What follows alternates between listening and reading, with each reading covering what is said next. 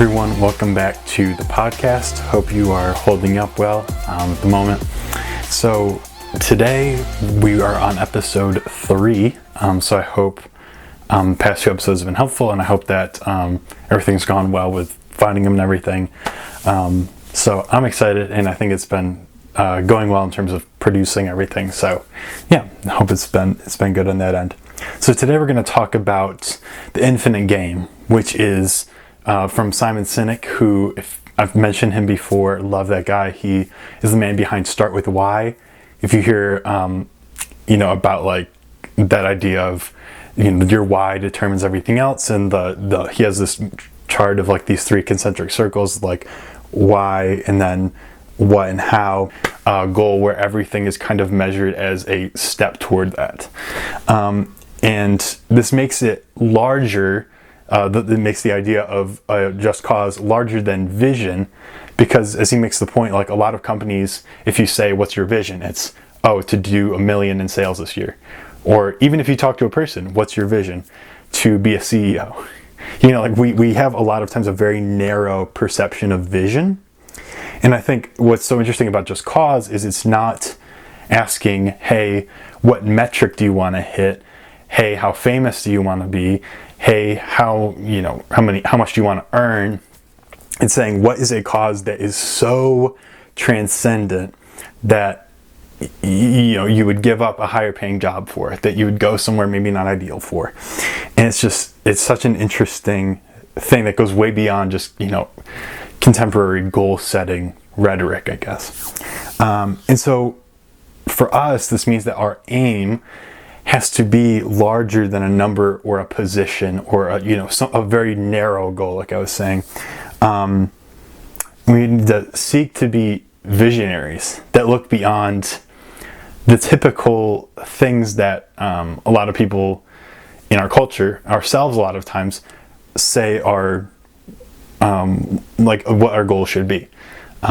Looking beyond, for example, like I said, I want to be CEO, but say like, I want to have, this kind of cliche, but an impact, and being in, a position, not necessarily CEO, but just striving to make every position that you take pursuant toward having an impact. And this is interesting too, because it kind of ties in with what I was talking about last week, which was about job satisfaction.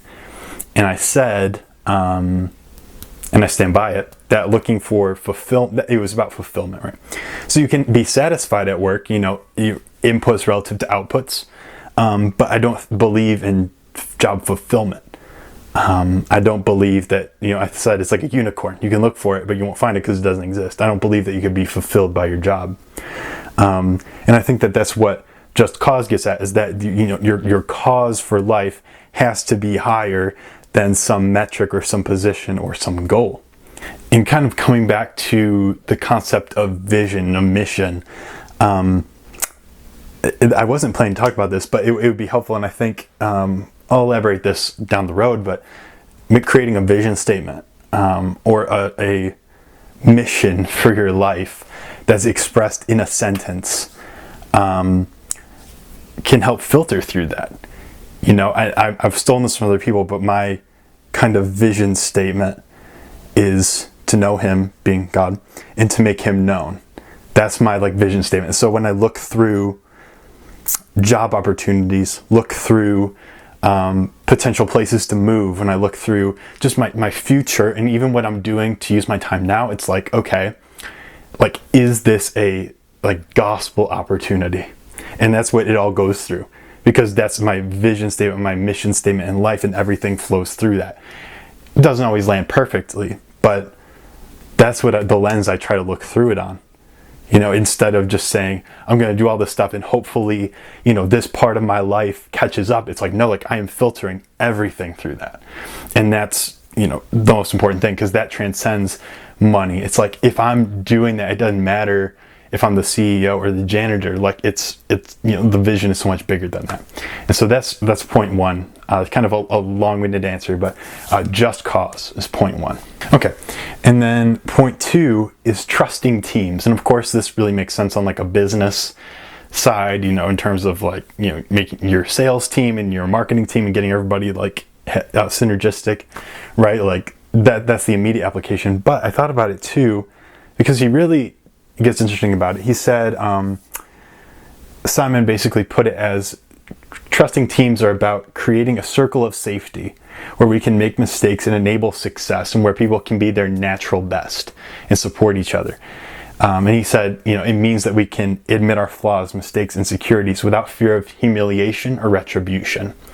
He made the point, like in a business, like, do your managers feel like if they're struggling, they can say, hey, I don't know how to do this, or I'm having trouble at home and that's interfering with my performance, or, like I'm stuck. Having the willingness and being able and feeling comfortable to tell the people in your circle, on your team, hey, I need help. And that's kind of the cornerstone of trusting teams. And for us, I think the application is that our inner circles need to be mutually helpful and safe. Meaning that our people, the people around us, can be honest with us and that we can be honest with them. Because something that someone pointed out was, if you have a business and your people don't feel like they can be honest with you, then they're probably more or less lying to you, because they're not telling you the whole truth because they're fearful that something could happen as a result. And so enabling that kind of safe circle is very important in a business, of course, but also personally, that our friends, that our family know that feel safe with us and that we feel safe with them. And that was something I thought about, because a lot of times we talk about safe space, it's kind of a buzzword or like a cushy word, but I think it's kind of an idea to recover, because no one can really function at 100% if they don't feel safe. Not just physically, but like emotionally, that they know that you're not going to just erupt on them suddenly, or the rug's not going to be pulled out from under them. So having that safety and that security is really important to create, like I said, kind of a synergy in your team and in your personal relationships too. So that's point 2 of 5. So number 3 is a worthy rival. And of course, in business, this is your competitor, the other person in the market. That's the person you're trying to outsell. And the way Simon puts it is, it's something that reveals our weaknesses so that we may improve, right? Some other, benchmark that we can, I don't want to say compare ourselves to, but use as a reference point. And this is a little trickier to apply to your personal life, right? But something he said that I really wanted to make a big deal about was, he said, competing with others, and doing that direct competition and comparison is like tripping the other runner in a race. You might win, but you're still a slow runner. And so that really brought it up to me. It's something I've talked about on Monday Motivation, is comparison, right? And when we sit and compare ourselves with others, and I do believe there's healthy comparison, right? Like, this person is better at this than me. Like, that's something to know. But when it's, oh, I'm so terrible and I can't even, try this because, and like, that's unhealthy comparison. And when we do that, exactly, we might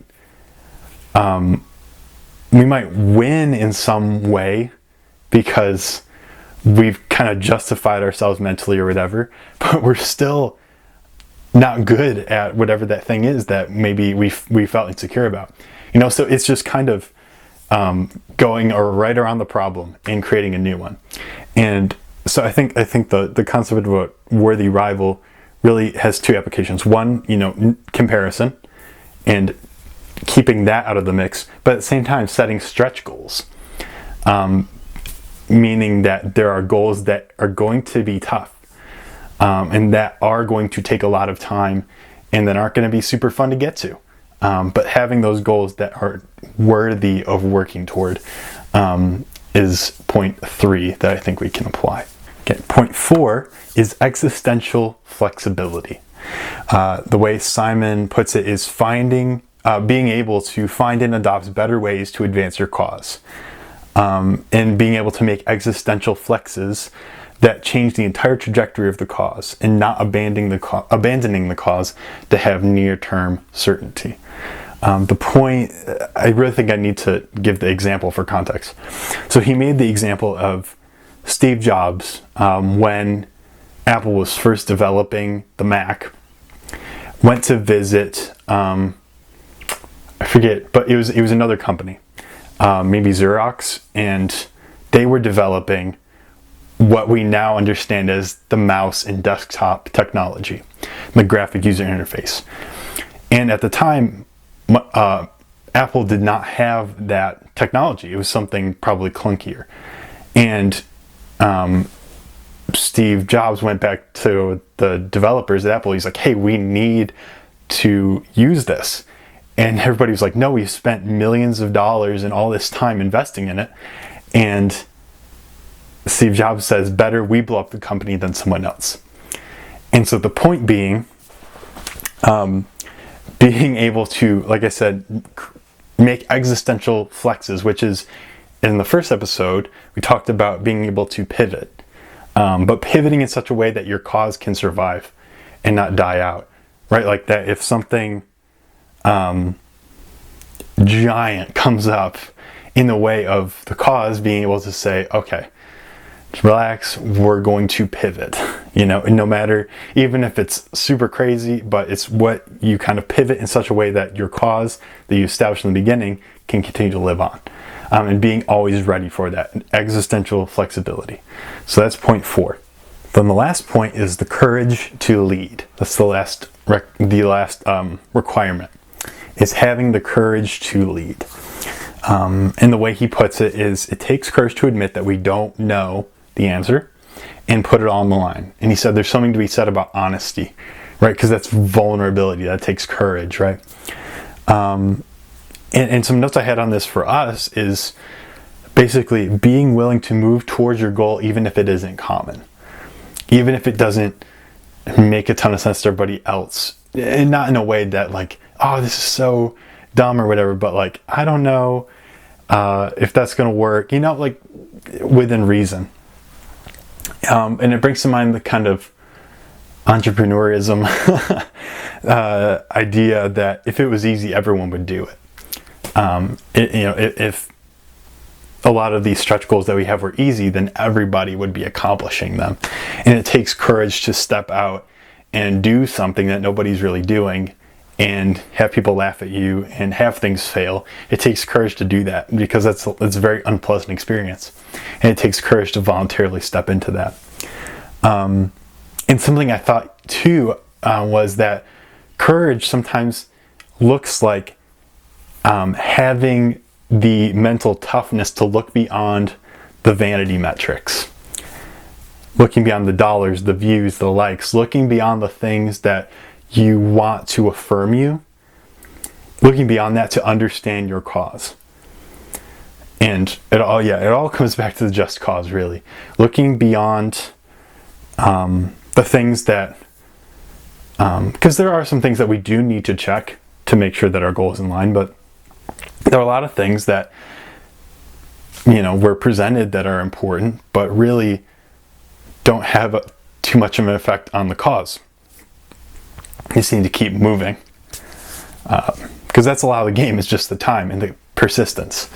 And so I guess the main point with courage to lead is just the toughness to stand up and say, we're going to move toward this, even if it doesn't look pretty. And even if it's hard to kind of explain the vision to other people, we're still going to move forward and have courage to move toward our goal.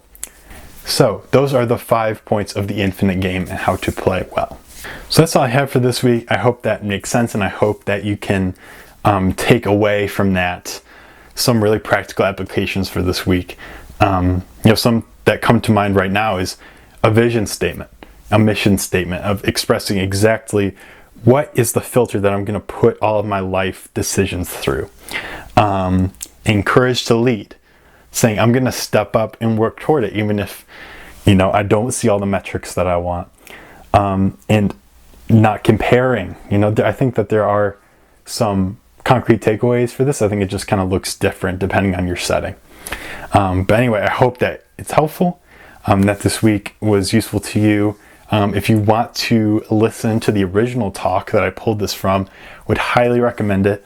I'm going to link it on YouTube at least, and try to put it wherever else I can so that you can go back and watch it. It's about 40 minutes, so it's pretty doable, and then there's Q&A after, but I would highly recommend listening to it. Simon is an incredible speaker and storyteller, and he used a lot of examples that I couldn't include here just to kind of have my own content and not make it go forever. So I'd highly recommend listening to that original talk. It's called The Infinite Game, and it was recorded at How To Learning, I believe. So definitely look it up and give that a listen. But anyway, thank you for listening to the podcast. I hope that this is helpful and encouraging to you. And please let me know, DM me, email me, whatever, if you have any questions, comments, or ideas for things. I really could use that help. So thank you for listening, and I will talk to you next week.